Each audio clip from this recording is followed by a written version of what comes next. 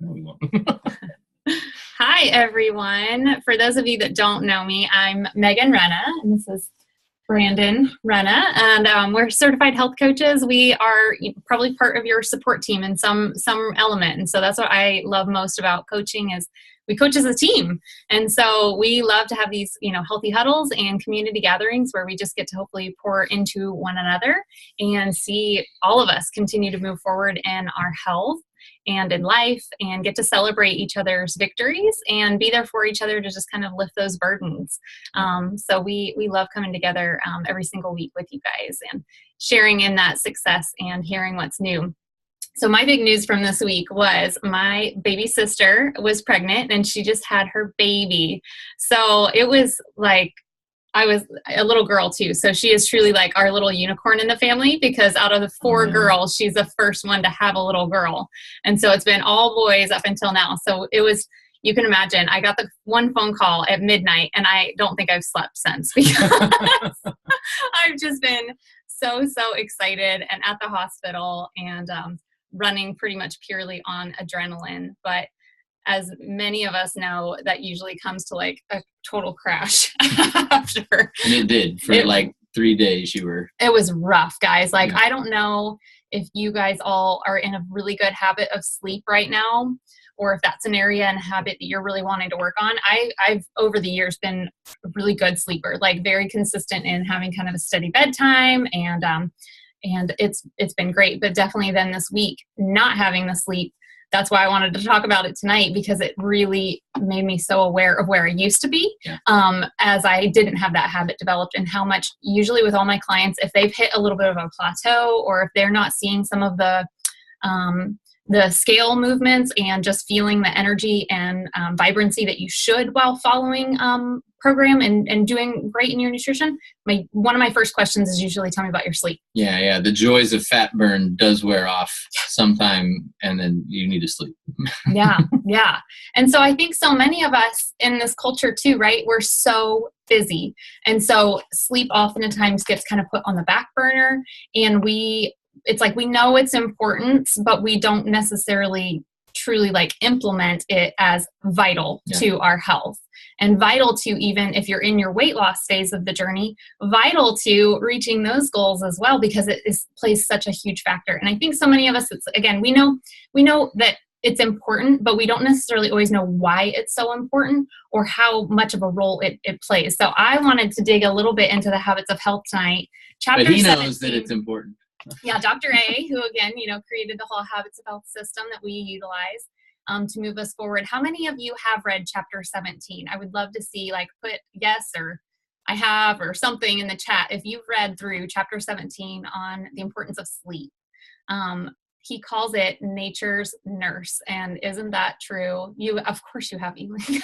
And Danielle. Oh, I love it. If you have not, jump in there because there are so many, I call them fun facts, where it's just like another tool that I get to put in. I'm like, oh yeah, that's why it's important. That's why I'm going to make it a very consistent habit over time. Sarah, jump on in there. You will love it. There's so much information in there.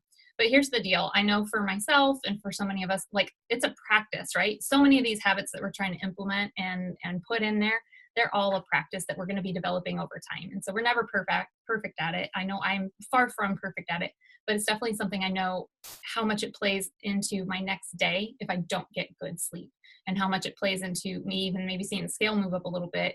And so that's, again, one of the reasons that I make it a huge priority. So I thought I would give you guys kind of some fun facts from chapter 17 if you've not read it yet, or even if you had. Sometimes that's what I love about reading and habits of health. And when we come together like this, because there might be something that stood out to me that you didn't read or that you didn't see and take note of, or you guys might have drawn something different that will assist us all in moving forward in our journey too. So let's kind of dig into some of that tonight. I even just with having my sister have her baby too, it reminded me even of we all, when we start off, I think we start off so well and we need to go back to acting like a baby where they sleep and they eat often, right? And so it's like they know the importance. And so they're eating every 3 hours. And somehow along the way, we lose that habit. But that's one that we still need to keep into our adulthood as well. But then they also make this huge priority of sleep. And so we want to go back to sleeping like a baby. And so I would say, here's some of the fun facts that I got from chapter 17. It's where our body, when we have good recuperative sleep, it regenerates and recuperates. And if you think of our bodies kind of like we do, as much as we install upgrades and everything else that our cell phones and our computers require, our brain functions the same way. So we need to have that good quality sleep so that we can install that upgrade, and that it can process all the data that it's taking in and organize it in a way that moves us forward as well. So think of it just in terms of like giving you that clarity and giving you that upgrade that you need. Yeah, teachers know that too. Yeah. I'm sure you guys get good sleep. The students you tell them to get good sleep, because that's where all that stuff gets written into memory. Right, exactly. So here's some of the other hormone changes and chemicals that are shifted as we are sleep deprived. And here's another thing I would love for you guys to pop into the chat too. How many hours a night are you getting right now? And is it restful? Yeah. So pop that into the chat, how many hours you have been sleeping on a typical night, and if you wake up feeling rested. Yeah, be honest with yourself too. Yeah. And try not to like say, well, I get better than most, but we're not talking about most. We're not talking about just being healthy. We're talking about optimal health. So exactly. Yeah. So here, if you're sleep deprived, you have an increase in ghrelin, which is a hormone that increases your appetite. So like I can fully contest that when I was sleep deprived, my cravings were intense, like more intense than I think I've ever felt. And it was just, I wasn't thinking clearly or anything. And I just had this crazy insatious appetite, and it was very hard to like squash that because I was tired. And that's that increased ghrelin. You say gremlin? Ghrelin. I might be saying it incorrectly. Decrease in leptin, which tells our body to stop eating. So not only do we have like this hormone that's increasing our appetite, but we have one that's decreasing, telling us like, stop, you've had enough, cut it off. And so that plays a big part, right? Because those are at odds with each other and working against us. And we have an increase in cortisol, which is what would help us to regulate our sugars and fats. And so we're going to be holding on to things that we would have been otherwise burning. So that's a huge factor as well. And then actually, if we're sleep deprived too, it's going to prevent our body from replacing the dopamine and serotonin, which is what brings comfort and satisfaction. So you do end up craving these higher sugar, energy dense, and what Dr. A calls polluted foods. And so here's the thing. If we have that, I mean, for me, it was like, this was a once in a lifetime thing. So I was going to be okay with like one or two nights of not sleeping well so that I could be a part of that moment and that experience. But many of us, we operate in like a consistent lack of sleep. And so here's what happens when we do that. We have an increased rate of cardiovascular disease. That constant inflammation can then lead to cancer, pre-aging, heart attack, stroke, depression, alcohol abuse. I mean, the list can go on and on, right? Because we have everything working against us. Not only that, when we have less than 6 hours, we're increasing our chances of viral infection by 50%. That was crazy to me to think about that, especially in this flu epidemic that we have going on too, of why we really need to make it so much more of a priority for ourselves and for our kids to get that good quality sleep, to hopefully prevent the spread even more. We're going to be doubling our risk of obesity by lack of sleep. And then even just cutting back by 1 hour, we're going to decrease our alertness by 35%. And I don't know about you, but I really need to fire on all cylinders to like get through my day and function and be a good mom, not a yell mom. What? A yell mom. Yeah, or just a emotional wreck, right? And so again, such a priority then. And so when you are armed with some of these facts, I feel like it makes it, again, that much easier to try to put it into practice of why do I want to get good sleep, and have I not been so far? So yeah, Dr. A then breaks down. Did you want to add anything to that? Well, I'm just thinking like, so what do we do about all this, right? Hopefully some of this is awakening, or at least you've got your attention, because it changes so much just between your immunity and your alertness. I mean, those two things right there is a reason for me to get more sleep. Yeah. And so what we want to go into next is like, okay, well, this is a habit. Just like you got on 5 and 1 and your body responded and you were like, wow, at least I did. I never even knew my body would respond like this. it's a habit. Sleep is the same thing. It's not this elusive thing that's just, well, I'll get it if I can, or I've heard like, oh, well, I'll sleep when I'm dead. Mm-hmm. That's pretty cool to say, but not super helpful. And so knowing your body, I guess, and trying to get better sleep habits, after doing 5 and 1, that it's not about perfection. But if you do it right and you just develop the habits, and there's little things that you can do, especially in our world, and Dr. Day goes into all sorts of things between our circadian rhythm and then technology, and how those things are just at odds all the time. And so I have some tips at the end that we'll go over, but initially it's finding out, like, kind of understanding your body where you're most alert, right? It's in the book, it's called your chronotype. I am definitely a lark. I've been a lark since I was, what do you mean by lark? So everybody knows. Morning person, like somebody who's up with the sun. I was like that. I think at 3 months old, my mom tells me I was sleeping 12 hours through the night. So, but when the sun goes down, I'm over it still. and it's still to that day. So it's been like 40 plus years of that. So. And I'm the opposite. So I'm an owl, and I function better towards the end of the day. Yeah. And I prefer to sleep in a little bit longer. And so that's been an interesting, and I felt like I was fighting it for the longest time. Obviously just for our marriage sake. Yeah. And then my kids are larks too. So they ask us, why does mommy sleep all day? Like, she'd wake up at 7 a.m. Right. But when I knew that I got permission from Dr. A, that's just my chronotype, and that is how my body is set, it was actually really freeing. And for me, even, I mean, I know not everybody is in that much freedom. We would hope that everybody would want to go create it, but to know that then I could adjust my schedule according to that, so that I would be more alert, that I would function better, and then I would be better in all of my other roles if I got what my body is naturally craving, and when I'm going to get more recuperative, restorative sleep. Right. And I see some of the things in the chat. People say, well, I get woken up all night by toddlers and things like that. Within reason, try to do the habits the way, with the way that work best for you. You don't need to, I don't know, when I go to sleep and I put perfection at the top of the list, I'm like, oh, I get mad when I wake up too early, or I get mad when I go to bed too late. And then that spins me into all sorts of stuff. And then I don't go to sleep, which is not helpful. So don't beat yourself up. Maybe I'm the only one beating myself up. And to know that it's a season of life, for sure. I mean, we were in that season too, and we're now in a different one. But hopefully some of the tips that we will give you when you do get to sleep, you'll have some more recuperative, so you can get some of those sleep cycles in. Yeah, more tips. Yeah. So some of the tips that we would encourage you to incorporate to start getting and preparing for good sleep even is to try to, as much as possible, set your bedtime, to make it a regular routine, like get your body into that rhythm, and try, even if you can, to set it to where it's going to be the same on the weekends. Because I think many of us, right, we go through the weekend and we're like partied it up. And that's why people, I think, hate Mondays so much, is because they're exhausted from that resetting their rhythm and resetting their body clock. So as much as you possibly can, kind of keep that routine rolling right through. So what I've done, if you can see my iPhone, if you guys have iPhones, if you go into your clock function, there's this new thing about bedtime, and it will tell you when to go to sleep, and it plays a nice little song when you're supposed to go to sleep. And then you can set it for 8 hours, and if I go to bed at earlier or later, I just move that dial around, so it just kind of keeps me consistent.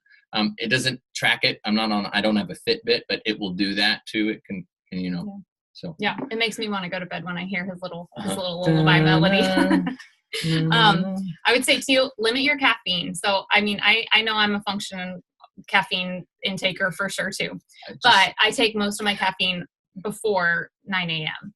And so because of that, most of us, how many of us at least, have honestly had some caffeine like around 2 or 3, and then you're up. Like, you can't get to sleep. It's hard you're just laying there trying to. It's because caffeine can have a half-life of about 6 hours. And so no wonder you'd be sitting there trying to go to sleep. And that is so frustrating because, again, you're resetting your rhythms.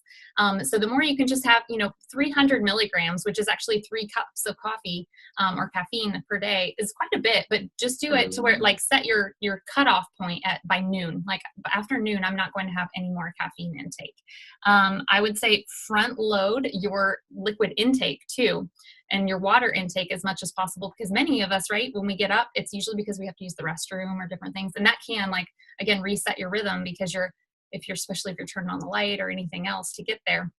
it just can turn on what Dr. A calls that third eye. It's a gland that we have within our brain. We say avoid strenuous exercise 2 hours before bed. I would say that does not apply to like yoga or something like that, where it's a lot of deep breathing. It's a lot of kind of centering yourself, just relaxation and some stretching. But the real strenuous exercise, like definitely try to, again, the best time of day would be to do that like in the morning or early afternoon. Or your morning, if you're a night owl, right? Your morning might be 8 or 9. And it talks about setting your work hours, if you have the control to set your work hours a little bit later, because you're more with it later in the day and not so much in the morning. So you're just in your money-making time when your brain is the most alert. Yeah. I found this fact really interesting, because I know for some of us, if you're in the weight loss phase, again, you're not really having any of the alcohol or the wine or anything. But for me, I've been, at my healthy weight for about 4 years now. And so occasionally I'll still have, a glass of wine in the evenings.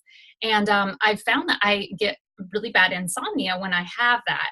And so I read from Dr. A again, that when you have alcohol, we think sometimes it's going to soothe us and help us go to sleep. And that can be true for the early part of it, but once your body metabolizes it, it actually puts your body into an arousal state. So that's when you would wake up and kind of have that hard time going back to sleep. So minimize the alcohol if you're going to be out of your fat burn state, or if you've been at your healthy weight. Try to have it before the 90-minute window of going to bed. And then if you need a nap, I would recommend trying to keep it short. It's like 5, 10, 15 minutes, but usually if it's longer than that, a lot of times it can disrupt our sleep patterns and knock those off track too. Lower the lights, stop the email, stop the TV.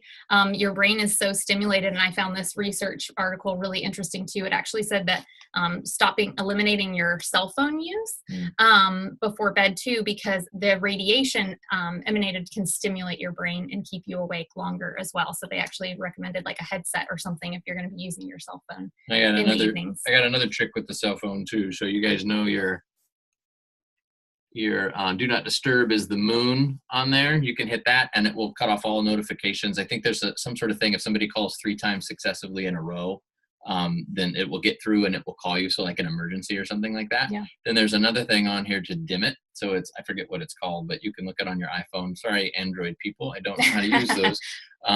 But there's a way that you can tint it, where it will be when the sun goes down, and it's automatic. When the sun goes down, it will kind of put a yellowish hue to it versus the blue light. And that's something that you can use as well. So again, it won't wake up your third eye, as Dr. A would say. I have one of those. Well, and the other thing that was really interesting too, is to hear as we continue to age too, our melatonin continues to be decreased and depleted. And that's what helps us, again, prep for sleep and stay asleep. And so you're not producing you've dropped 80% by 65 years old or something crazy? like that. So crazy.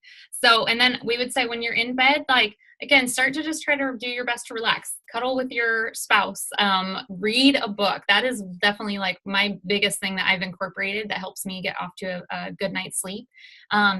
And just try to, again, do some deep breathing, meditate. I loved what Jessica wrote. She got an app called Calm for guided meditation and sleep meditation. That would definitely be something worth trying. That's amazing. So that's great. And then this is what I've started implementing then in the morning too, because again, for me, I'm the owl, so I have a hard time waking up, but I have 2 little boys that still want to wake me up at like 5:30 or 6 a.m. And that was hard for me at first, and I'd just be groggy and angry in bed. Still hard. It can still be hard. But I heard this technique from this woman that she does like a backwards countdown. And this actually even is something that I implement all throughout my day. If I'm like feeling fear even, or if I'm, just kind of hindered in some area. And she does a backwards countdown because it gives you like that end point and that hard stop, where she just does 5, 4, 3, 2, 1, blast off, and like literally like launches herself out of her bed. And as silly as that might sound, it is definitely why I've been a more pleasant woman in the morning. I thought it was because I was making you coffee. That part too. But that's made a big help. And again, maybe just something to incorporate in even all throughout your day. If you're having like a tough moment or a tough pause and you just need to have like that hard stop, 5, 4, 3, 2, 1, to just go backwards. it's easy sometimes to think, and she had mentioned, like, you could keep counting, but that's the problem, is like, you can keep counting and so to have it go backwards, it ends. Yeah, it gets too complicated to go in the negatives. So hopefully those were some helpful tips. Did anybody get something new that they're going to utilize, or just you understand the importance of sleep and how that's going to play into not only your weight loss journey, but your long-term health journey as well? And Dr. A's got some more questions in the book that are pretty interesting to read if you kind of go, oh, that's a sleep problem. Oh, geez. Like there's, I mean, even as far along as we are, which is not that far, it still catches you and you go, oh, I need to start doing that. Like that's one more thing I can do, because that's what we're after, right? Is optimal health. So exactly. And if you're hitting a plateau, again, I always say, tell me about your sleep and tell me about your stress, because that's another huge factor. But we're so excited to wrap up tonight. We have Celia, who's going to share her transformation story and kind of some of the components. She's been at a healthy weight for a while now, and the intentionality to maintain and have a lifelong transformation story. Do you mind jumping off?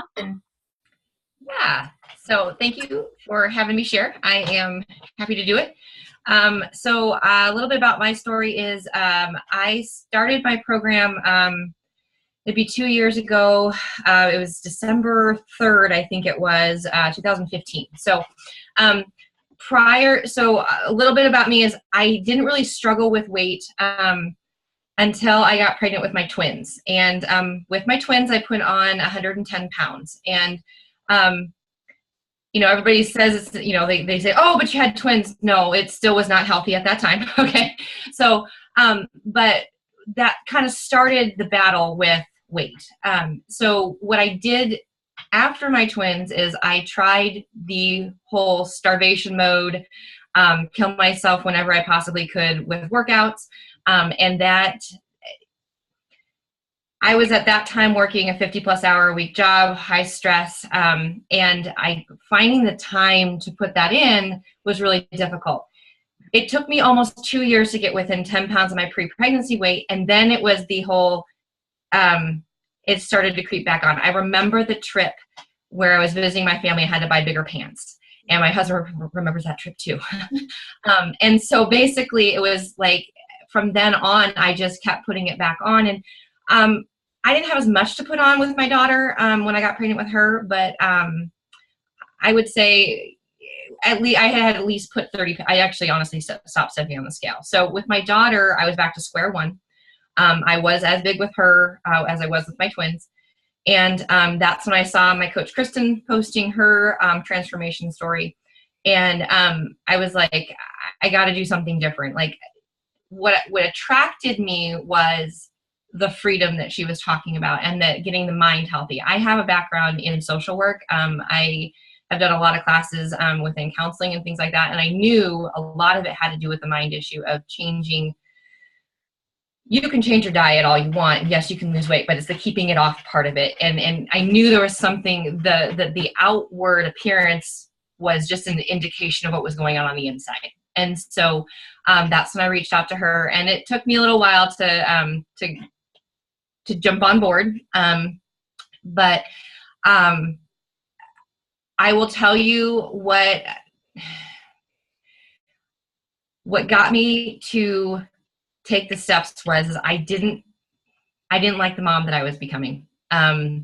So my daughter was 5 months old when I started my plan, and I never in a million years thought I would be the mom that could get on the floor but couldn't get back up. I was the way that I played with my kids, it was dictated about how I felt. And if I could, I mean, I couldn't run after, I couldn't chase my boys. I couldn't, honestly speaking, my first goal, like when you talk about why and you're coming up with your why, my first goal was to catch my kids and tag. And honestly, that was a really great way to get them to buy in too. So when they helped me with my meal prep my first week, I have pictures of them chopping up veggies. I mean, they were, 4.5, 5, almost 5 at that time. They were chopping up veggies for me and, eating a few on the side and stuff. But Mommy, we're going to get you healthy so you can catch us in tag. So, okay, here we go.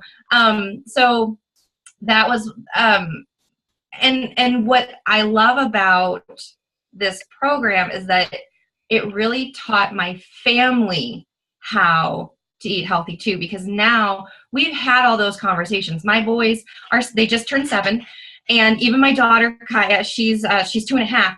We talk about protein, we talk about sugars. They're always like, Mom, can we, they know that we're limited to 1 juice a day and it's cut by water, like, but we have those conversations about, Mom, does this have too much sugar in it? And they're regulating each other. No, brother, you already had that and it has too much sugar in it. So I feel like, and it's not about like, it's not shaming or anything like that. It's about how can we live the healthiest life possible. I have 2 boys now who want to run sprints with me. And we're just, it's really fun to see that it's bled over into their lives, and and it's making our whole family healthier. As far as the long term, so my 2-year anniversary of reaching my healthy weight will be at the very beginning of June. So it took me just under 6 months to lose 70 pounds. And so as far as what life has been since then is that I'm learning to live intentionally, because if I don't hold on to the habits of health, if I don't intentionally plan out my meals still, guys, you're going to still have to plan after you lose your weight. The beauty of this program is that it's planned for you, right? So after the fact, you're still going to have to do that planning. This is laying the groundwork for you so you know what's healthy, so you know how many times you need to eat, but you're still going to have to be intentional about planning for yourself. Also, I'm a person, I have to have other goals. I wanted to get to my goal as fast as possible. I got there, and then it's like, then what? If I don't have something else I'm pushing towards, then I get complacent. And complacency is not a good place to be, because then that's when you fall back into your old patterns. So I've set up some new fitness goals for myself. So right now I'm doing Orange Theory 3 times a week. I've also joined a group of women at my church who's going to run a half marathon in June. And my husband, I came back from my training run yesterday, and he's like, well, you could do the half marathon in June, and there's a marathon in a town next door in September. And I'm like, thank you. But honestly speaking, now I'm thinking about it. I'm like, actually, that would be something that I can do that now. And just having the drive and the strength to be able to do that. So not every day is easy. Saturday was a perfect example of that. I had to push myself to get up and go to the gym.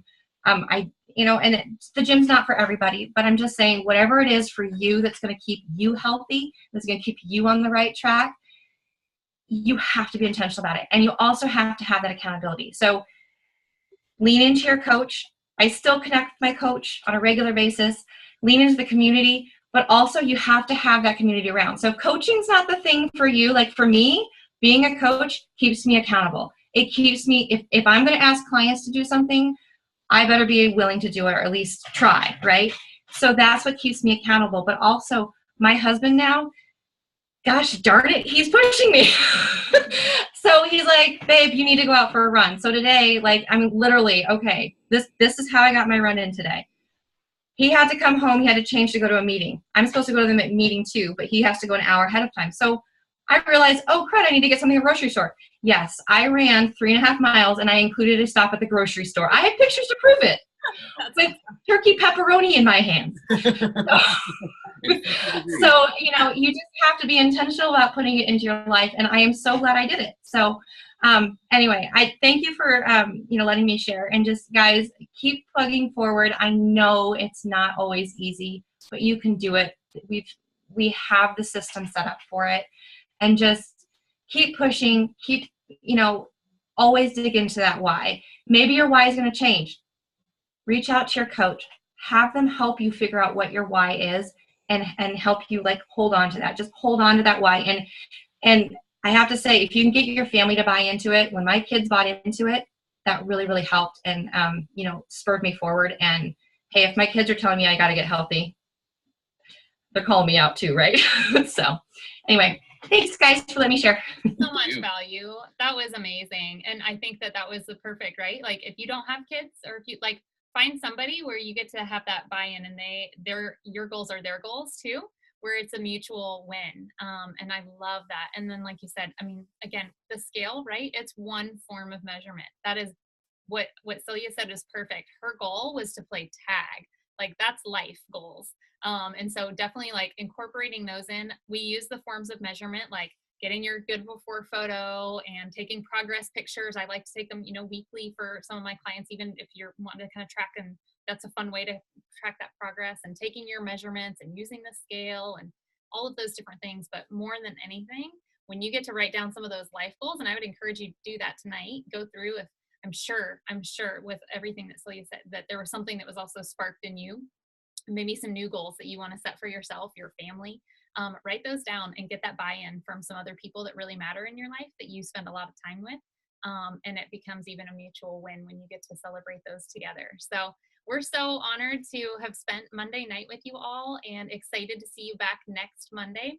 If you're local even, we wanted to let you know about a fun event that we have coming up this Saturday at the Folsom Wellness and Sports Conditioning Complex. It's on Riley Street in Folsom, right by Denny's. We will not be eating at Denny's No. afterwards. But yeah, it'll start at about 11, and it's at my clinic, the company that I work for as a physical therapist. And we're trying to show the staff what we can do, what Optavia can do for their clients, and then Folsom, at large too, because it's just an informational meeting. Mm-hmm. So if you want to come and join and just be a part of the community, if you have people that have been curious and interested what program, and if it would be a good fit, feel free to invite them to that as well. It's always fun to have the face-to-face connection. Yeah. So we, again, loved having this Monday night with you. I hope that what we shared offered you some value, and you will get to start incorporating some of those new sleep tips, or being armed with some of the more information, so you could just start building in that habit over time. And like I said, it's a practice. And so know that it won't be perfect, but it's something that you're going to be developing. So anyways, guys, have a great night, and we'll be joining you next Monday.